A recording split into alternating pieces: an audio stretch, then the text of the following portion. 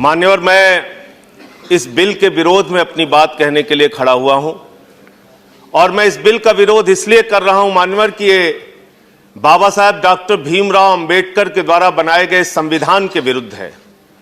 ये भारत के संविधान में लिखे गए प्रस्तावना के विरुद्ध है।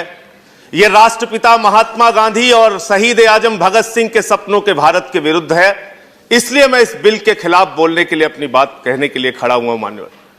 मान्यवर, आपके सामने अभी कहा गया सत्ता पक्ष के द्वारा कि पाकिस्तान में रहने वाले हिंदुओं की चिंता है, अफगानिस्तान में रहने वाले हिंदुओं की चिंता है। आपके सामने कहा गया मान्यवर कि जो माइनॉरिटीज बांग्लादेश में हैं उनकी चिंता है।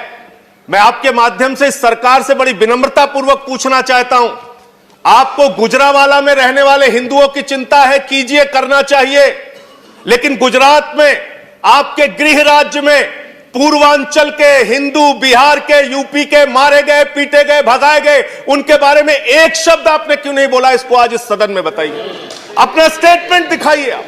आज आसाम के अंदर आपने एनआरसी लागू की, 19 लाख लोगों को बाहर कर दिया, जिसमें लाखों की संख्या में उत्तर प्रदेश और बिहार पूर्वांचल के लोग हैं मान्यवर, जो ना आज यूपी में जिनका रिकॉर्ड है, ना बिहार में जिनका रिकॉर्ड है, ना आसाम में 71 के पहले आपने रिकॉर्ड मांग लिया, वहां भी उनका रिकॉर्ड नहीं है। अपने ही देश में वो विदेशी घोषित हो गए। आप बांग्लादेश से आने वाले हिंदुओं को तो नागरिकता देंगे, लेकिन यूपी और बिहार के, आसाम में रहने वाले वो लाखों नागरिक जिनकी नागरिकता इस एनआरसी के चलते खत्म हो गई, उनका क्या करेंगे? इस बिल में आपने उसके बारे में कुछ नहीं किया। आपने कहा पूरे देश में आप एनआरसी लागू करना चाहते हैं, घुसपैठियों को भगाना है। दूसरे सदन में बार बार कहा गया घुसपैठियों को भगाना है, घुसपैठियों को भगाना है। मैं 2 बयान दिखाऊंगा मान्यवर। एक माननीय प्रधानमंत्री जी का बयान है। यह बयान मान्यवर है 28 सितंबर का, जो अमेरिका में शेख हसीना जी प्रधानमंत्री जी के साथ, जो बांग्लादेश की प्रधानमंत्री है, उनके साथ मीटिंग करके हमारे प्रधानमंत्री जी ने कहा कि NRC will not impact Bangladesh, NRC Bangladesh पर कोई प्रभाव नहीं डालेगा। दूसरा बयान है विदेश मंत्री जी का।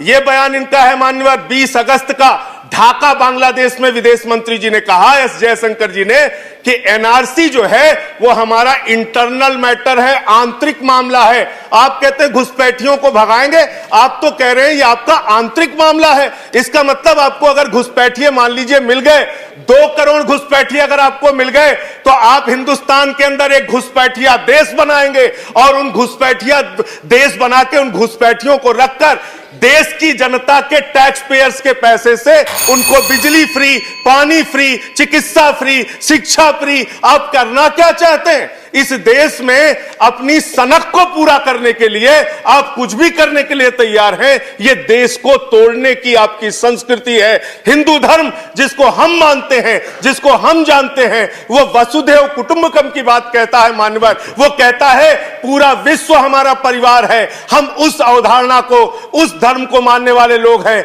हम किसी के साथ भेद और नफरत की बुनियाद पे हिंदुस्तान को नहीं बनाना चाहते। 2-3 बार यहां पे कही गई, यहां कहा गया मान्यवर हिंदू माइनॉरिटीज के साथ अत्याचार हुआ।